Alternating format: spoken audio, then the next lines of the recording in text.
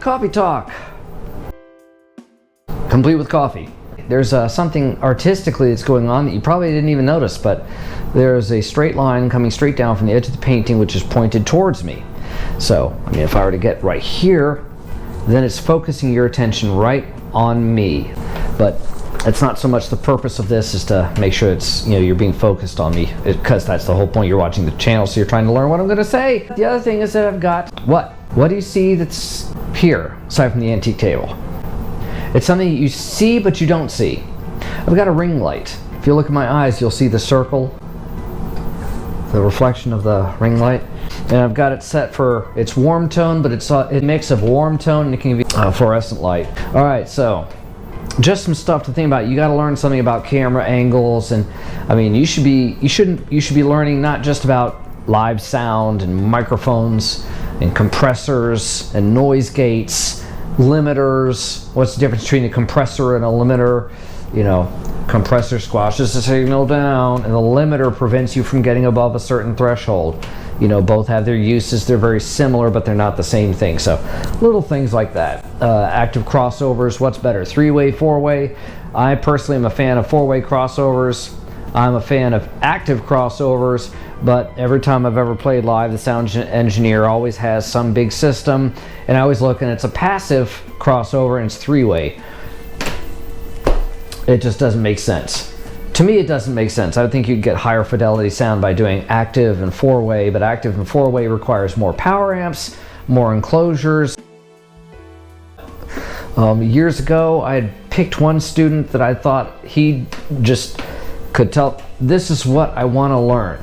And he was very specific, very deliberate, and I told him, with the attitude you have right now, you could go very far in the music business. Asked him if he wanted to take that route. He said yes. And I ended up giving him, and I'd officially decided I was going to retire from the music business. And I gave him all this stuff. I mean, tons of stuff. And just, here I'm setting you up to be a success in the music business. And I had another guy who, truth to tell, he kind of irked everyone in the music store that I worked with. But he was very specific and deliberate, and he ended up going off up to New York and becoming a guitar teacher. And he literally put that he had had lessons with me on his resume. And I don't know if that did him any good or not, but I remember seeing it online and going, wow, man, hey, Stefan, way to go. Learning how to work the system. So let's talk about sharks in the music business now that I've babbled for 6 minutes. Sharks in the music business. Are there sharks in the music business? I don't even have to answer that one. Almost everyone in the music business is a shark to some extent or another. The people or record companies who deal with your music is called A&R. Will A&R steal your music and give it to someone else? Probably not. Has it happened? Oh yeah. Was it found out? Oh yeah. Were there lawsuits? Oh yeah. You'll find the most common ways you'll try to find people who, like, we want to be we'll get you the gigs. Go with us to get you the gigs. Okay, I got no problem with getting a promoter, get me gigs. These talent agencies, I made a very simple request because one of them was like, they were like, you guys tour with a lot of stuff. Yeah, that people are paying us to a lot of money to come and play, with a lot of stuff. Well, you got a number of vehicles on the road. Yeah, we do. Because that's stuff. That's people want to see the big show. We have a big show. And the talent agency started talking about, well, we need you to pay this much money for the promo pictures.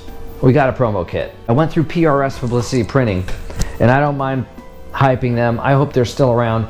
PRS Publicity Printing was amazing. They gave you packages that were unbelievable.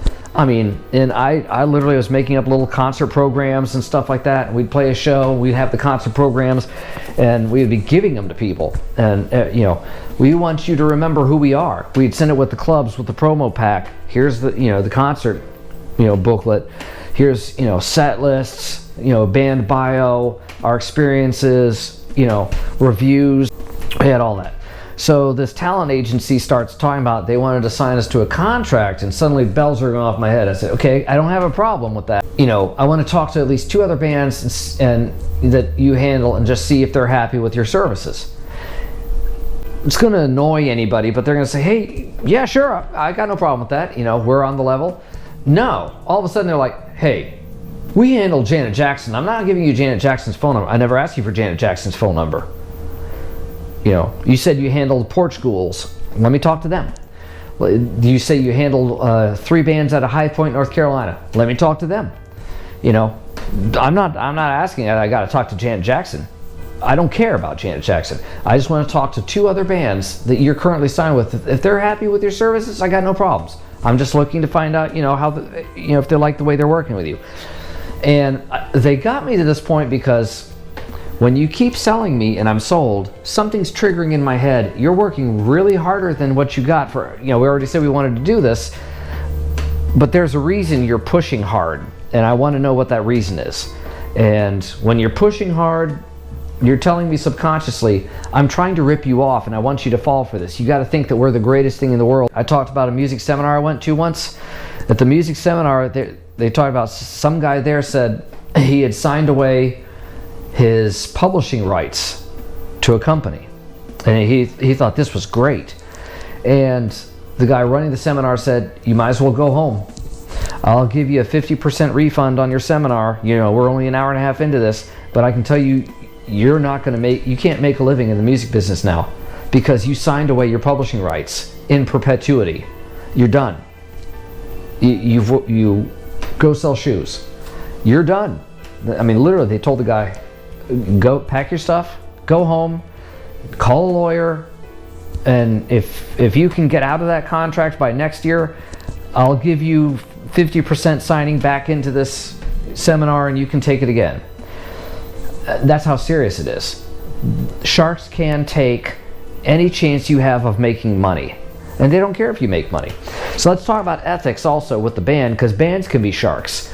And I know someone who was trying to get started as an agent. This was going to be he retired from the Navy, put 25 years in. Now he's looking, you know, I kind of like music, I kind of like live bands. And he tried to get us signed, you know, we went ahead and we got a handshake deal with him. He never did anything for us. I don't know what the deal was, if he even tried. He didn't do anything for us. You know, there's always going to be those people that, hey, send us your thing, and well, send them your thing, but don't put any stock into whether they're going to get you what they're going to do. But this guy went and worked with another band, and he got them gigs, and he got money out of their gigs, but they'd signed a contract. They got a New Year's Eve gig, you know, $1,200, and they didn't give him a percentage of it. And he left the business because he said, you're a shark. And the band was shocked that he said that, but he said, no, you're a shark. Well, you signed this contract that said, you give me, you know, my commission off of any gigs. That includes gigs that you get on your own. If a contract says that, and you don't like that, say, look, I don't want to sign that because now you're getting money paid off of what we do. That's fine, but make sure they understand that right off the bat. Don't say, okay, yeah, man, sure. And then when it comes time to you do something unethical, get the details right first. So don't sign anything with anyone unless a lawyer looks at it, unless you want to be stuck with it. You say, I don't want to do that. Don't sign anything with anyone without a lawyer to look at it first. Lawyer represents you. It tells them you're on the level. If they don't like that, don't work with them. If someone's saying, well, I don't like that you got a lawyer looking out for you, they just told you, hey, I'm trying to rip you off and you're trying to protect yourselves. I don't like that. I can't rip you off if I'm doing that. Are there sharks in the music business? Oh yeah, almost all of us. But there are going to be all the other people crowding in, trying to get a cut of the pie to the point where they're getting more of the pie than you are. That's the way it's going to be. You've got to decide how much are you willing to sell to get this chance. All right. Remember, comment, like, subscribe, and tell me what kind of content you want to see in 2022, and we'll see you next time.